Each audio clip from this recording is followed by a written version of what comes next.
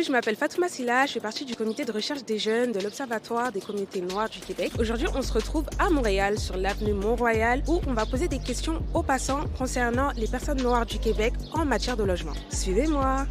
Alors, la question c'est, est-ce que plus de personnes noires payent un loyer supérieur à un tiers de leur revenu que des personnes blanches? J'ai aucune idée honnêtement. Je suis pas sûre, mais je pense pas. Bonne question, j'espère pas. Je trouverais ça complètement injuste. Selon moi, un peu plus. Je crois que oui. Moi, j'aurais tendance à dire que oui. Du coup, c'est 15% des personnes noires qui payent un loyer supérieur à un tiers de leur revenu, contrairement à 10,6% des personnes blanches. C'est pas égal et ça devrait pas être comme ça. Tout le monde devrait être égal dans la vie. Selon vous, quel est le pourcentage de personnes noires qui vivent dans des logements trop petits? Je dirais 50%. Au-dessus de 50%. J'en aurais aucune idée. Mais j'ai envie de dire que la majorité des gens ils habitent dans un logement qui est trop petit. Fait que...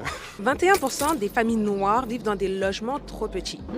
Vous m'apprenez quelque chose, quand même 21%, c'est quand même une bonne proportion. Il n'y a pas assez de logements adaptés aux grandes familles. Malheureusement, ici, on peut voir un peu plus de 4,5 et autres. S'ils veulent avoir un logement avec plus de place, on va dire, ça va coûter beaucoup plus cher. Selon toi, c'est dû à quoi?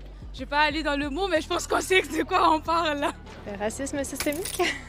Par rapport au type de personnes qui vont venir demander un loyer, je pense que les propriétaires sont pas toujours corrects à ce niveau-là. Puis autant au niveau des salaires également, je pense qu'il y a certaines inéquités au niveau des salaires dans les emplois. Il y a l'emploi en fonction de quel on est, l'accès aussi au logement en tant que tel, l'accès dans quel quartier aussi on peut être, etc., qui n'est pas ouvert à tout le monde. Et je pense que les causes peuvent être beaucoup plus que ça, mais clairement aussi de manière systémique, il y a clairement des différences aussi à ce niveau-là. Il faut savoir qu'il y a un écart de 10 000 $ par année entre les personnes noires et les personnes blanches de revenus. Tu ne savais pas, tu vois. Je serais moins bête ce soir parce que je n'étais pas au courant qu'il y avait une si grosse différence. Donc on peut vraiment voir que ça peut avoir un impact sur l'accès au logement, le type de logement, c'est-à-dire la taille, l'abordabilité et l'état du logement. Ça fait que tu peux pas forcément te loger au même endroit que les autres. C'est pas forcément totalement égalitaire. Puis même pour trouver un appart, je sais que les propriétaires, ils regardent les revenus, donc peut-être ils ont moins la chance d'avoir accès à des logements. Est-ce que les femmes noires sont-elles plus ou moins touchées que les hommes par les problèmes liés à la taille du logement,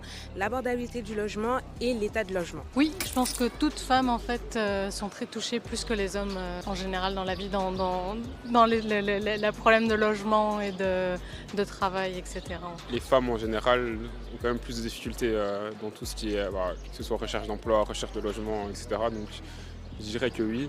Après, j'ai pas vraiment d'expérience sur le sujet, donc je pourrais pas l'affirmer. Moi, je t'affirme que oui, du coup, elles sont le plus touchées. Cependant, tu sais, il n'y a pas un grand écart avec les hommes, mais c'est elles qui sont le plus touchées. Si ça vous a plu et que vous voulez en savoir plus, n'hésitez pas à lire les recherches de l'Observatoire sur notre site et à nous dire ce que vous en avez pensé.